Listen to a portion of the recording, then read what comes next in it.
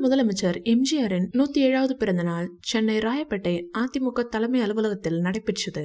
எம்ஜிஆர் உருவ சிலைக்கு அதிமுக பொதுச் செயலாளர் எடப்பாடி பழனிசாமி மாலை அணிவித்து மலர் தூவி மரியாதை செலுத்தினார். 170வது பிறந்த நாளை ஒட்டி 107 கிலோவில் பிரம்மாண்ட கேக் வெட்டப்பட்டது. அப்போது குருமூர்த்தி மற்றும் ரஜினி இடையேயான உரையாடல் 4 சுவர் கொண்ட அறைக்குள் நடந்தது.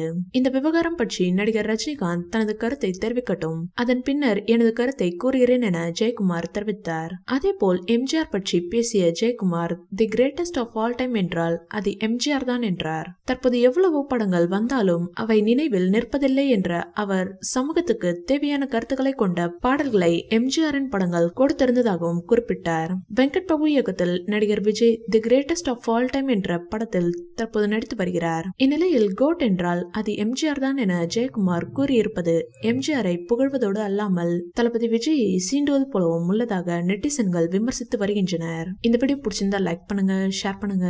மேலும் விஜய் சார் பற்றிய தகவல்களுக்கு எங்க சேனலை சப்ஸ்கிரைப் பண்ணுங்க.